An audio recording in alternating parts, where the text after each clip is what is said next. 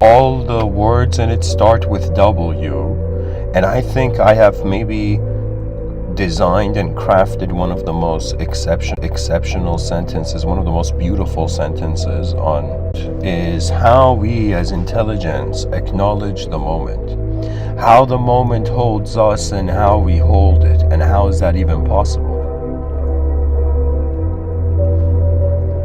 When it comes to the existence of experience and the experience of existence, we tend to be conditioned to treat reality in a singular fashion. Intelligence, our conscious attention, is receiving information from two different types of contexts. So to be a human being is to be a singular concept in a multidimensional context. And this is very important to acknowledge.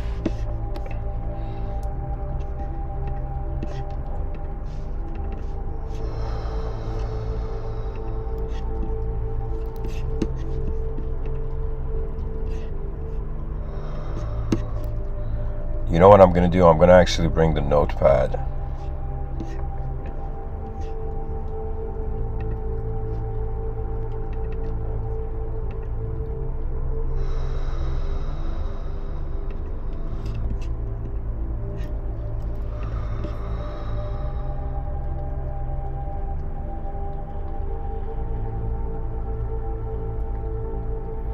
Sorry guys, I'm trying to find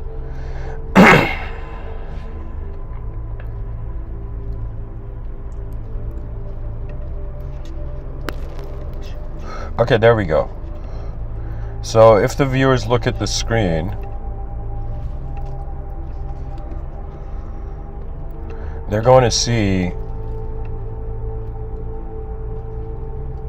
okay, whatever.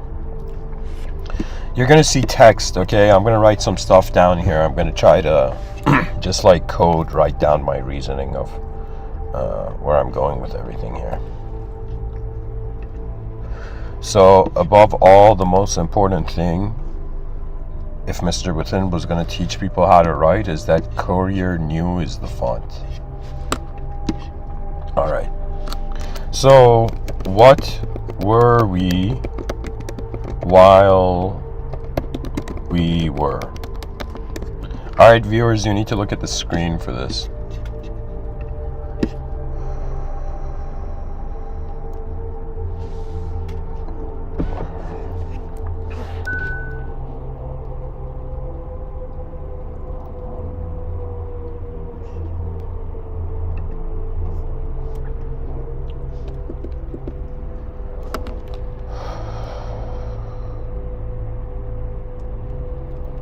So in some sense,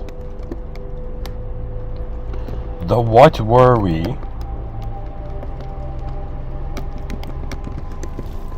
suggests the past. Or what were we while we were? It's another way of saying how were we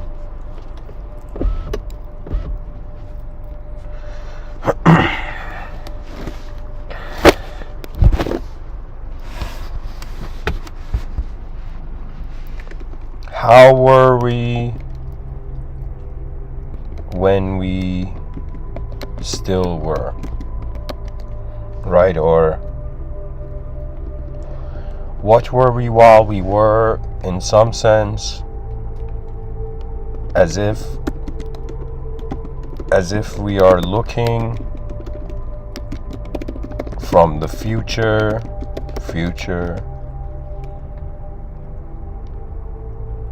at what we used to be, as if we're looking from the future, what were we while we were?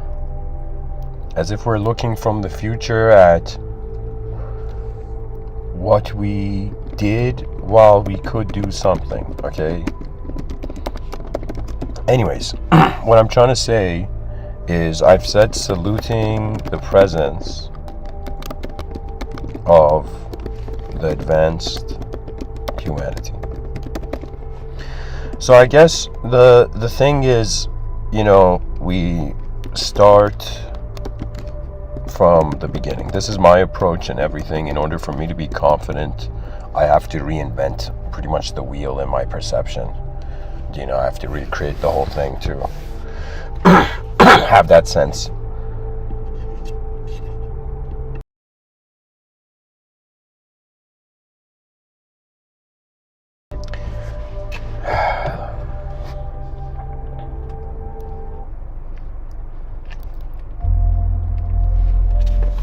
Alright, this is a nice song.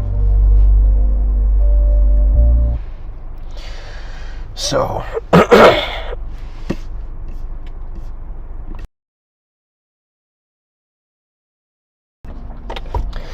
I don't know what to say, dear viewers. Really, what has happened is that I am wondering about existence and what it is and how we know what it is, right? So if we start from the beginning,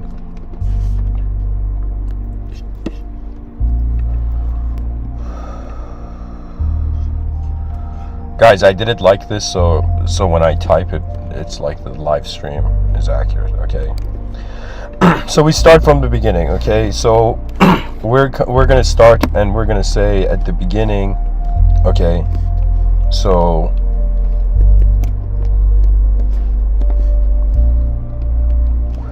there was space, okay? Everybody agrees, I think, with that. You know, it's like there had to be space for existence to exist, right? So space already existed before stuff in space existed.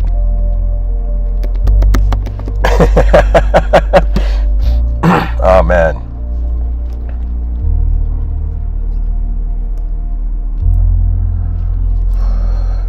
So space already existed before stuff in space existed.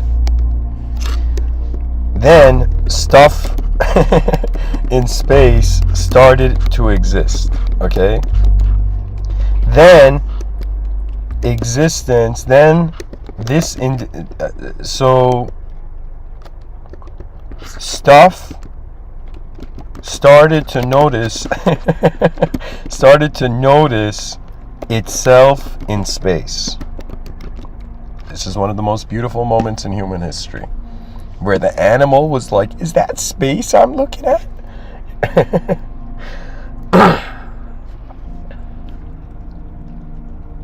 So space already existed before stuff in space existed. Stuff in space started to exist. Stuff in space, okay, started to notice itself existing. Stuff started to notice itself existing in space, okay? Which is another way of saying evolution in a weird way turned an object into a subject to itself. Turned an object into a subject, you know, for itself. So then, right, something else happened. So what I'm trying to explain here, I've explained it in other talks. Pretty much, this is the point of the unconscious.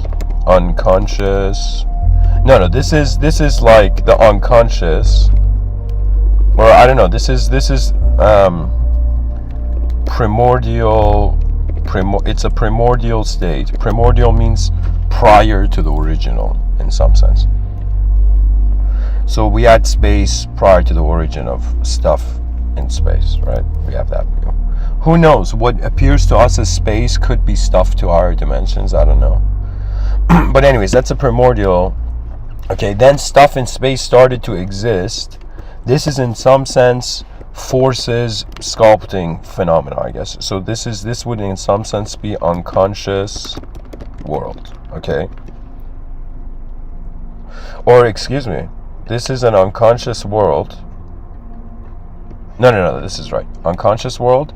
Stuff started to notice itself existing in space. This is an unconscious self. What does this mean? This means like our earliest ancestors knew they were an animal body, but didn't know, they couldn't position it into a greater context, in other words. Right? So from the unconscious self, right, stuff started to notice itself existing in space. Sorry, this is the conscious self. Here, I'm just going to rewrite this. Unconscious world, unconscious self, conscious self, conscious world. Okay.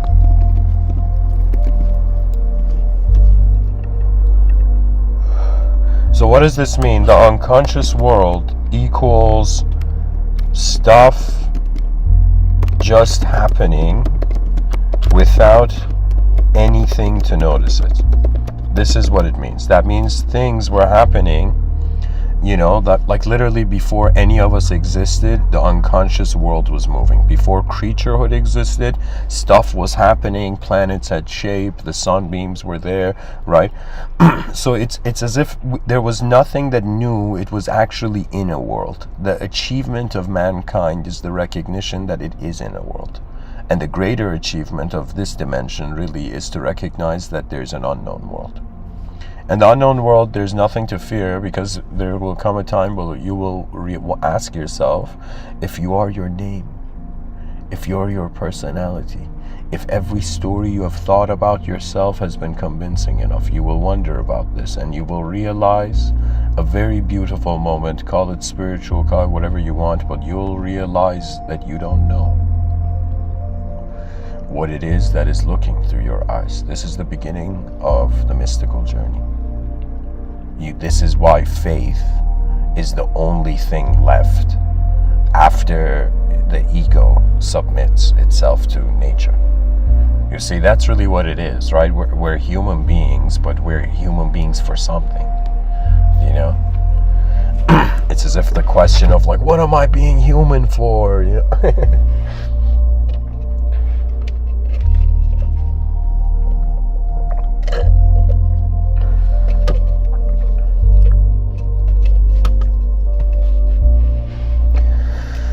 So the unconscious self, this is the coolest thing. This is, oh my God.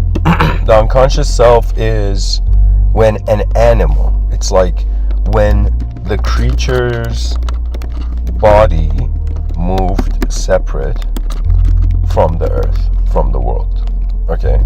From the earth. This is a very important moment, right? This is when pretty much something that was experiencing itself as the being of a moment discovered a way where it can be in a moment. You see, we think life is a simulation, we got to get out of it. We don't realize this is an advanced ability.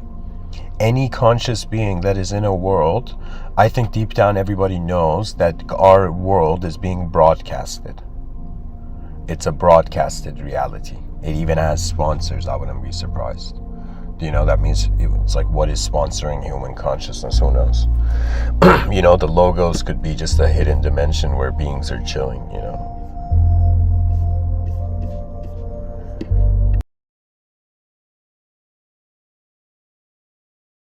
So the unconscious self was an animal body moving. It didn't have discriminatory ability. Pretty much the neocortex, or I don't know, like there wasn't enough awareness of self, individualism.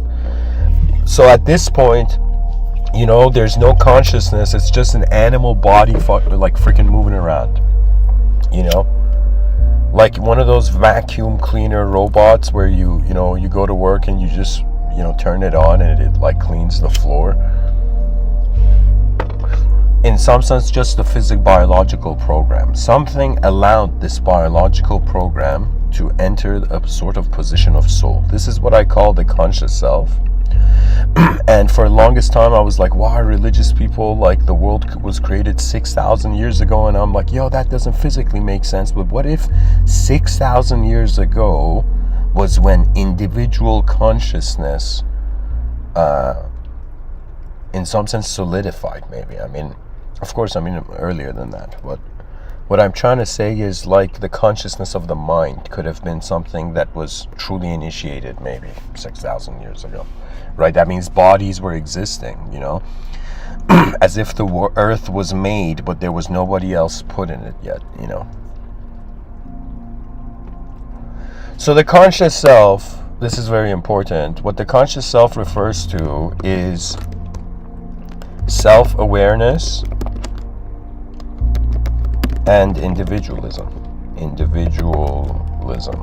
Okay, so this is 2023 plus. So what it means is it's current times.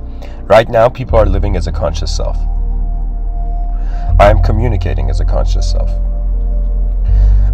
But in the future, this is when the responsibility of, let's say, mind-body dualistic attention in the moment, it's as if an invisible force can become responsible for not just a little part of something visible in a giant visible thing, but really it's this point of us becoming worlds. Okay? Seldom they say this, but the greatest thing an individual can do is become a world. This really happens. I mean, look at all the prophets, look at all the great speakers, you know, the Martin Luther Kings and Gandhis, you know. It's as if really human beings are fascinated by vision and its advancement, and if it's possible, it is a victory of our species. So the conscious world, how in the future we will experience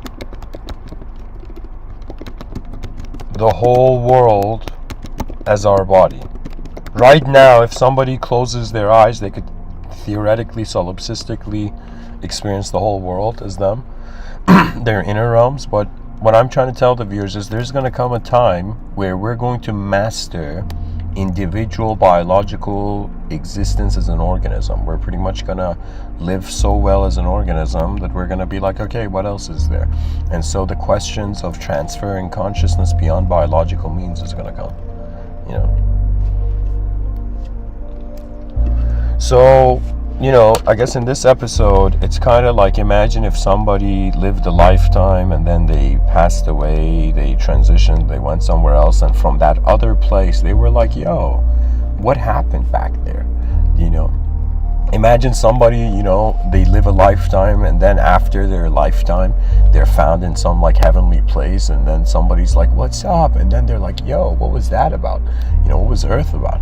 You know, and so really what it is we are part of a performing and designing species. Our species is blessed with an incredible recognition ability. If you were to kind of give powers, right, the power the human species has is the power of updating itself. The only way we have managed to stay here is due to our adjustment to survival, right? They say survival of the fittest, but you know, it's like reality is not just based on physical power, right? I mean, there's different types of power actually. There is a physical power, you know, you could throw someone on the other side of a fence, you know, and then there's a type of power which is vision, right? This is a power which I was very fascinated about, but I was never fascinated with power because, let me tell you why. In the common sense, I wasn't fascinated, because early on in yogic teachings and ancient mystical books, I had read this thing that the yogis that use their powers, right, egotistically, in some sense, it will have consequences, right? It's kind of like giving a knife to a child, right? Let's say otherworldly power from a mystical yogic context, right? So if there is a power, there needs to be a necessity, a world's necessity for that power. You see, the difference between divinity and magic is that magic is forced, divinity is natural. You know, why was it that, for example, the prophets of religion, right, like the prophet talking to an angel wasn't seen as magic and blasphemy, but afterwards the revelation came, everything similar to that would be seen as blasphemy and magic, right? Like if you go to a religious person and say, you know, I'm receiving revelation, they'll be like, yo, who the hell do you think you are? You know, like that would be the attitude, right? So it's as if, now what I'm saying is, why weren't the prophets magicians? Because their motive, they were selfless. That's what I'm trying to tell you, right? That means, you see, it's a completely different energy, right? It's like, imagine you, your brother asking you to do something, and a stranger asking you to do something. You see the difference? It's as if like there's no ego when your brother asks you to do something, but when the stranger asks you to do something, you're like, who the hell are you? I don't even know you. Do you see what I'm saying? Right? And so really what I think set aside certain human beings and elevated them to the status of the prophetic status was simply an ability to not be their self, to stare at a neutral world and wonder what else can it be? In what other way can it move? You know, all the prophets were revolutionaries when it came to the inner realms of the species at the time. You see, I asked myself, you know, how is religion so influential? How could something from so long ago still have momentum and force now? And then I realized, because it is an acknowledgement of a greater dimensional space. You see, when a person opts into the religious narrative, you're in a transcendental world. You're not just a brain or a body. You are like a soul, and the governance of the soul, the destiny of the soul is written by inconceivable origin. Do you see? So it's as if when a person enters a reality where the context of the story is religious. You know, a friend of mine recently asked me, right, it's like, what's my view? And I told him, like, my personal view is that truth for me is beyond language. I'm one of those guys. I'm one of those guys where language can point to truth, but it cannot replace truth. Anybody who replaces language for truth, like, this is my view on religion, to be honest, right? It's, imagine your best friend, right, sends you a text message, and in the text message it says, hey man, meet me at this, I don't know, coffee shop or something, okay? And so imagine, instead of you going to the location where the message intends, instead of you actually reading and understanding the message, instead imagine the person worshiping the text message and causing their grandchildren to worship the text message, and nobody actually read the text message. And because really, if you read the message of religion is this view that the more the person thinks that they're an ideological entity, and the more the abstraction is being desired to be true, in some sense the heart of the human being is sealed.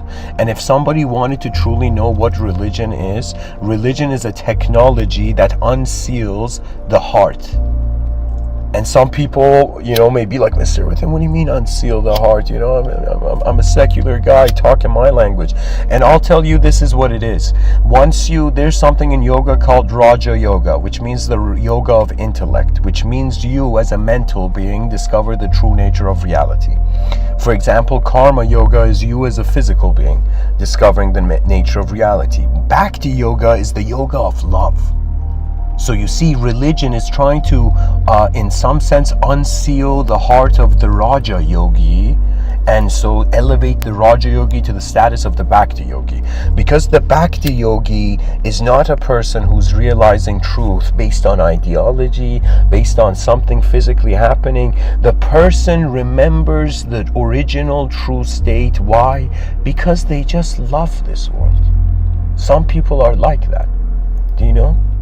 They just love existence. You know, it's like how can you hate it? You know, it's like if you weren't existing, what would there be to hate? Do you see? And so that's the biggest realization I had, because I went on a journey of like a decade of intellectual, pretty much I felt like an intellect conquering. I was like, my intellect felt like a conqueror. Okay? Pretty much for a couple years I've felt like I've been like, you know, like an explorer exploring, you know, the dimensions of man's mind so far, you know.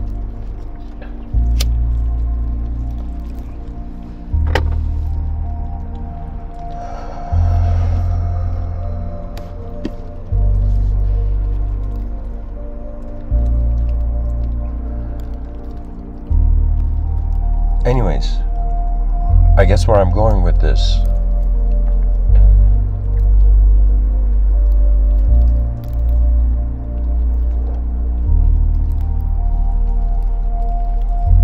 it's the dimensions of our perception. I mean, what is life really? You open your eyes in the morning, you've logged into the conscious waking state, In the conscious waking state, you find a three-dimensional landscape. You start off with a first-person point of view of your body, like a first-person shooter video game, you know. And just like you start off as this kind of like a video game character in this elemental periodic table, like instead of pixels kind of game. And the cool thing is, life is a game where we are given access to the unknown. Some person may want to, let's say, have this, ancient desire to become a god, to become the most powerful human being, okay? But let me tell you what happens when the ego achieves victory before its world does. It will experience the most beautiful and sad loneliness. You see, this is the point of life. This is why we are not solipsists, you know?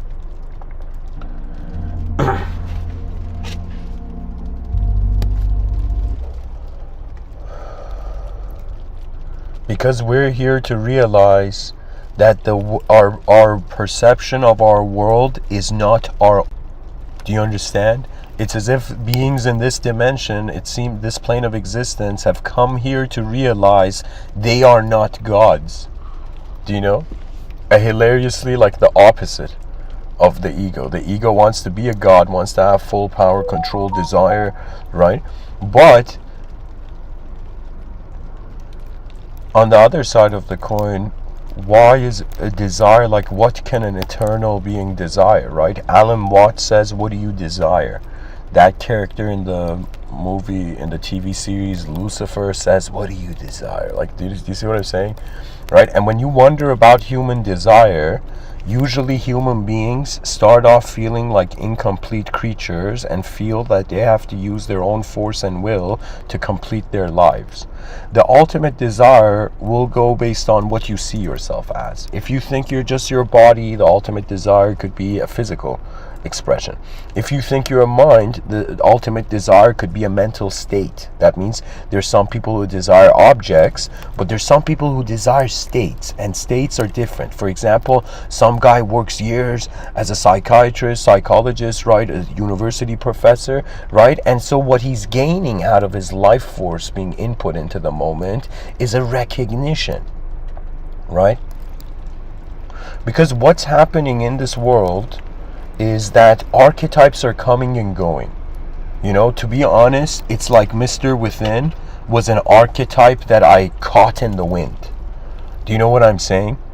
Like it's like there's so many archetypes, so many ways that reality can be presented, right? That hasn't been presented. And you, dear viewer, you might have been judged by the world, by others, right? By even, let's say, ideological systems, and even you might have been judged by yourself, and that's usually the worst type of judgment. When I judge myself, it's like because I know myself, I don't hold back. Do you know? But when others judge me, I'm like, oh, look at how gentle and adorable this person's rudeness is. You know, because it's the intensity, right?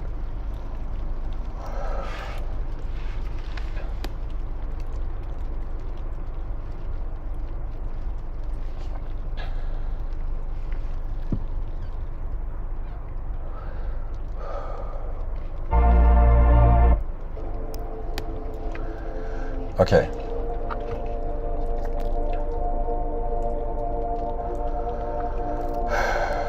So what were we while we were? We were opportunities of universal advancement. We were an opportunity to see how far human vision can go. We are eyes that roam a world that we had never before. You see, the fascinating thing about this world is that it goes forth and it's singing its own song, and if we hear it, it will share its victory with us. You know, there's been times where I have had dialogues, playful, poetic dialogues with my inner realms, with my own animate force, my own spirit, my presence, my unknown presence. And in those conversations, I was like, universe, why is advancement necessary? Why does this species deserve to be talked about advancement, right? Why doesn't this species deserve to go extinct? And let me tell you something which has been a powerful force in my thinking in this lifetime has been the position of neutrality. Pretty much they say there was this philosophy question why nobody could answer it except this guy who said why not. And so this is the reason, I asked myself and I'm like, yo, my mind can probabilize and see a future where human beings, their nature and decency, they become so indecent, inefficient and corrupt that we kind of go to a post-apocalyptic Mad Max kind of, the stupidity of the ego king. Do you know what I'm saying? Like,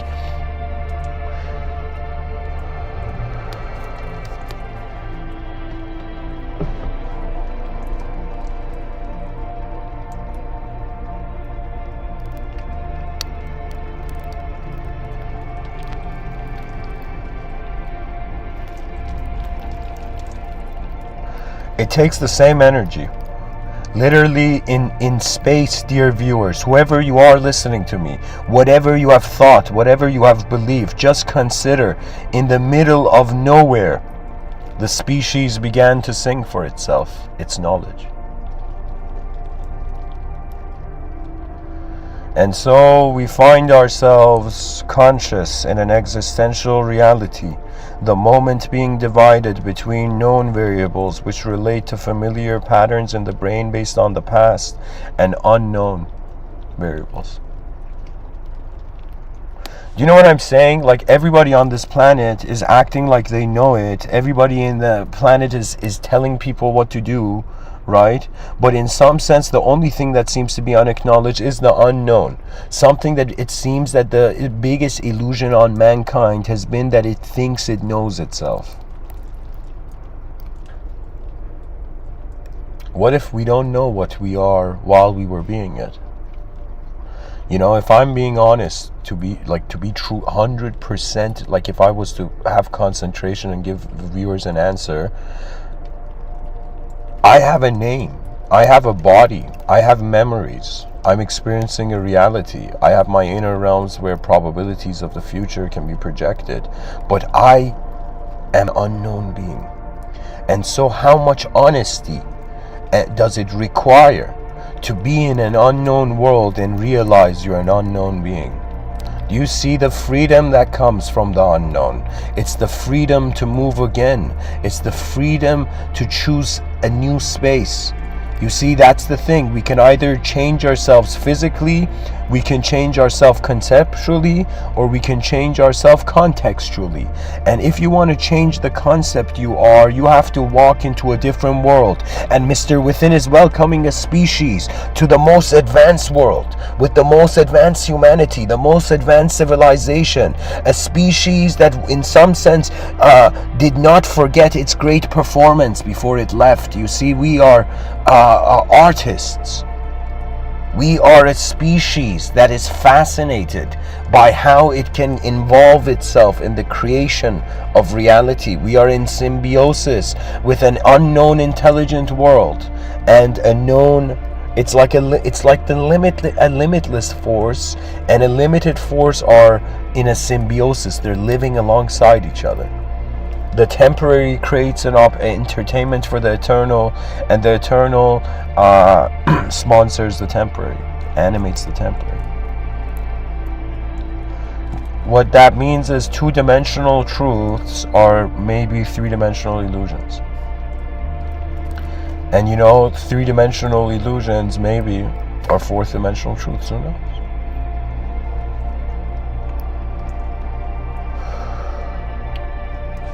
So, what can I say?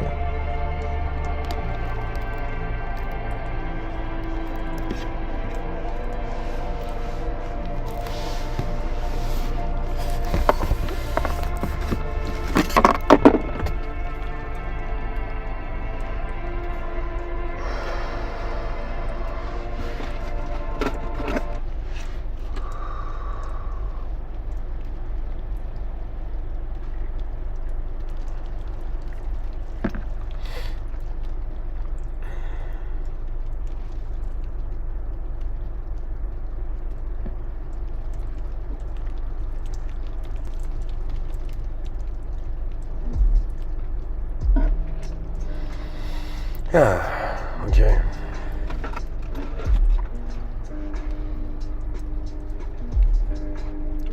Like, where is our energy going? So I guess here, I'll just write it down.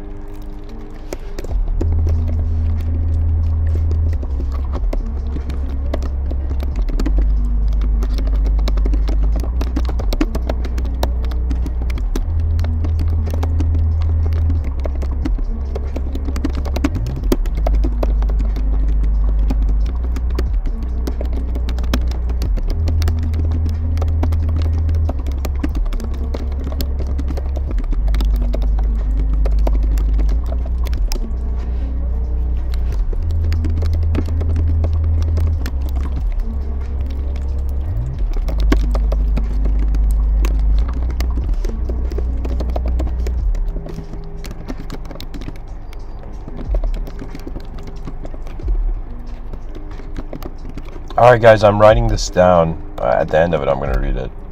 But you can look at the screen.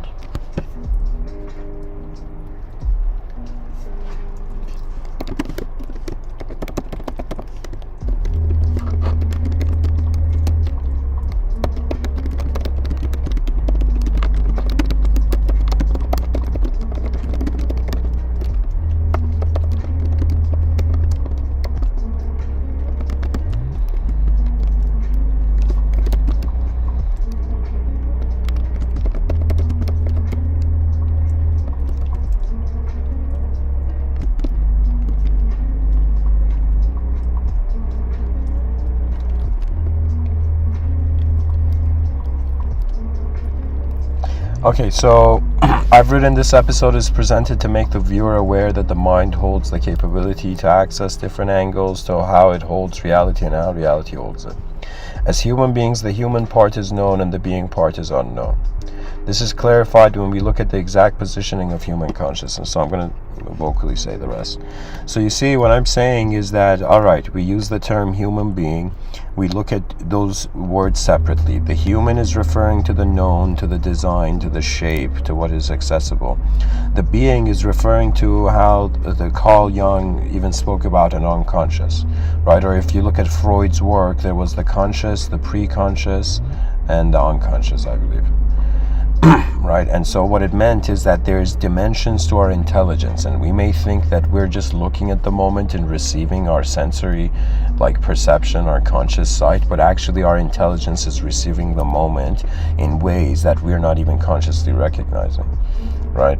But the intelligence is there. So what I'm saying is like, okay, so the human is known, the being part is unknown. When we look at the human experience, this is being clarified or verified how we are in an unknown way knowing how we are being here. Right? So that's the clue.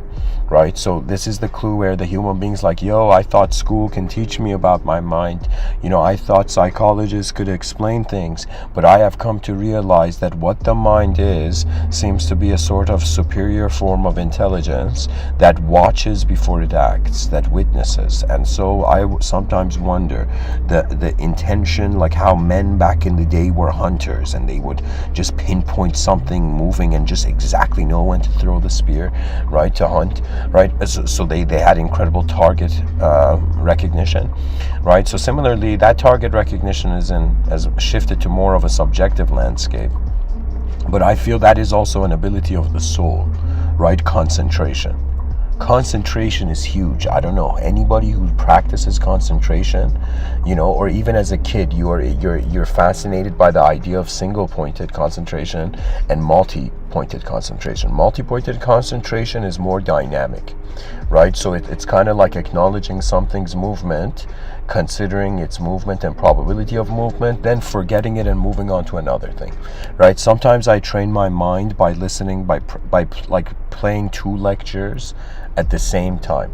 right? Sometimes I do this. I play like I don't know, it could be like an Alan Watt lecture and a Jordan Peterson lecture at the same time. So their voices are overlapping, and I usually put like some ambient background music, and then I try to listen to both of them, both lectures, and try to understand both lectures as they're as being spoken at the same time. And it's very fascinating because your mind not only has to separate what they're saying, but has to separate how your mind's building up to what they're saying. It's kind of like foreshadowing from two dimensions, leading to a very unique probability position of the mind. Really what it is the biggest secret I've realized is that there is a street smart dimension to living. And this means the street smart dimension has to do with boldness, freedom, and opera music. No,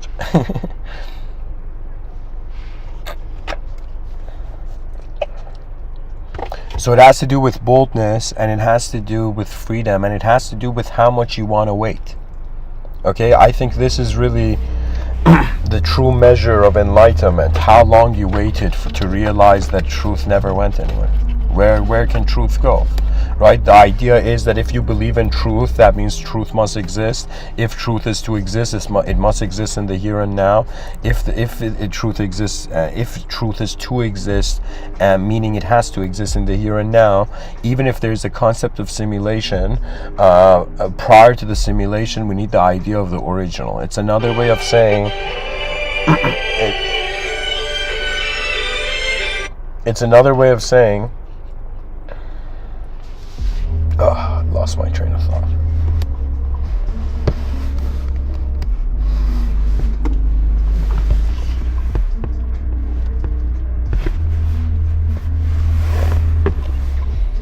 Oh my God.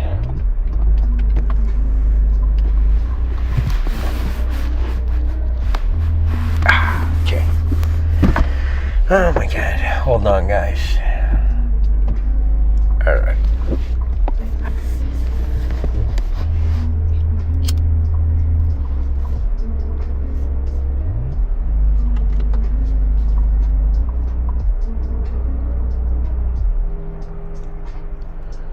Somebody in the chat section write something. I'm not really sure about the context. If you elaborate a bit more, I can perhaps respond.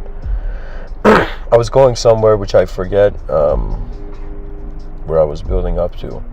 Oh yeah, but I guess pretty much this idea of multiple dimensions of analysis, the brain having to probabilize an expectation of a result of reality in two dimensions. For example, me giving this talk right now, there is a sort of contentment I require with my physical existence in the space where I am being. So what it means is a dimension to this life is, to me at least, to how I'm being a being, is how I feel about what I am. Right? And what I am is not subjective. At least that's what I've understood in my experiences in life. Right? It took me a while to wake up from how I was never asleep.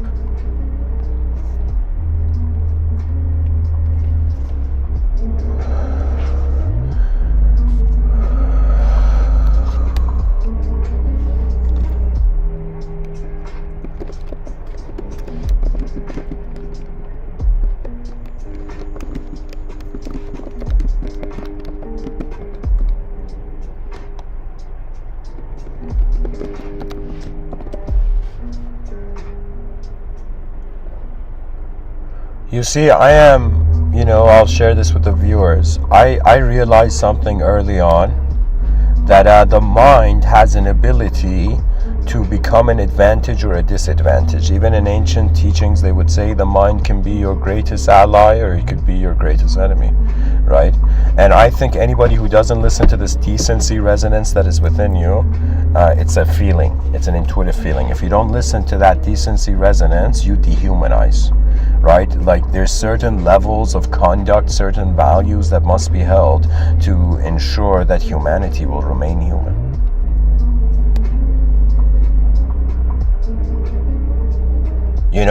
I'm someone who, I don't know why I have this feeling. It comes up in my science fiction a lot when I write about characters. But pretty much I have this feeling, like in my science fiction, there's this character I've created who he's a celestial commander and general, okay, like this extraterrestrial commander, right? And he, in some sense, travels to another dimension to convince the armies of chaos and order that they can serve a purpose beyond an endless dualistic loop. I don't know how it is, but I think that some part of me in other lifetimes has experienced intense battle positions, you know. So this lifetime, I feel it's as if like maybe my attention's kind of like I can treat this more like a vacation. But what it is it's presence. Our presence is not our personality, dear viewers. That means when you do something, you think you're a person doing it, but when you know yourself as a presence, your confidence is completely different. Your confidence doesn't have an ideological circuit to go through. It doesn't mean you're illogical. It just means that your energy is raw. Right? So right now, I mean, think about it, wherever you are, you're an energetic being, and you're literally like a campfire in a dark room, in a dark forest, or we're like a candle in a dark room. We're burning energy. Right now, like me giving this talk, I'm like a flickering candle flame, you know?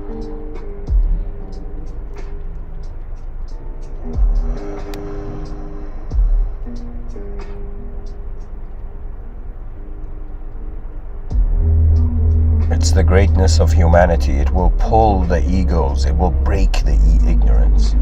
Do you know? You know what it is? Mankind thought it was waiting for a savior. And it's going to realize from within itself an advanced force is going to become the guardians of the earth. You don't understand? The stewards of the earth are awakening. This is a poetic idea that there are these ancient souls that are like space. So we look at space and we think it's nothing. But in ancient times, they would look at space and they would acknowledge that space has a presence, right? It might not have a personality, right? An intelligent being doesn't mean just an intelligent persona, right? It's how something has power to move.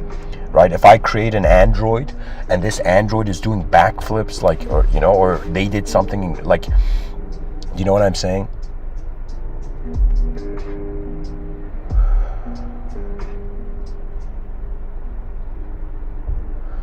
It's the advanced humanity. When you suddenly get a glimpse of it in your inner realms, you will have a passion.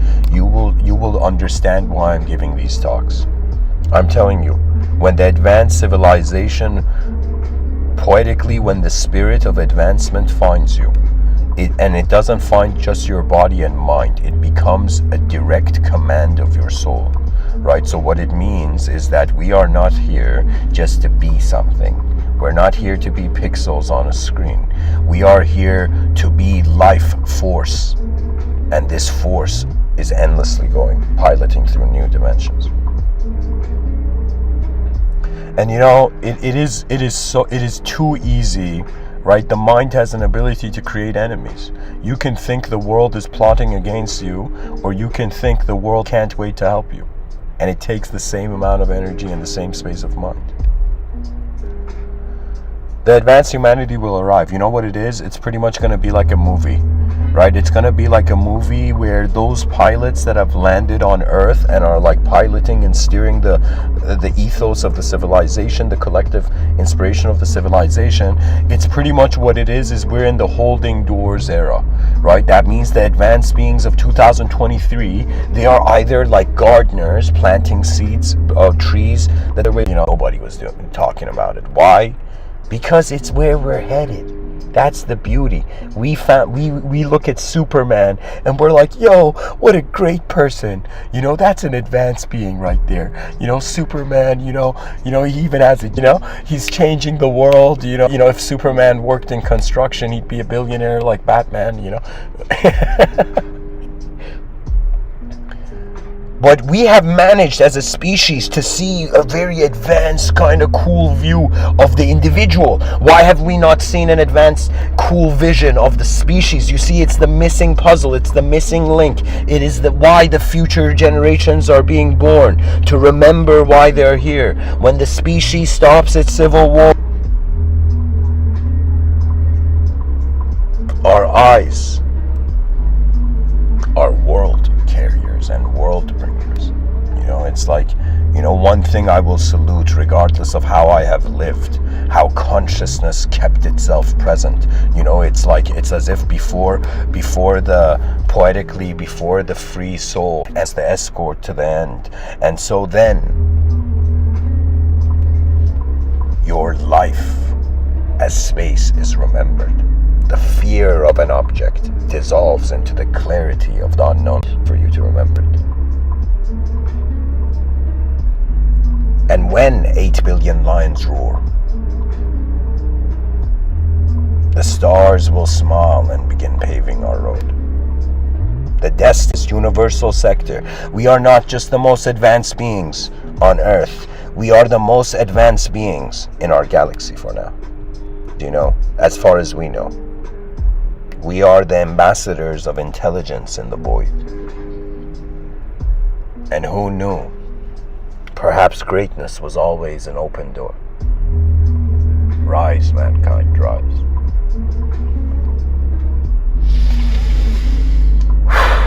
Thanks for listening, guys. Much blessings and namaste. Share, subscribe, like, and if you would like to comment in the chat section. There is an unknown world. Blessings.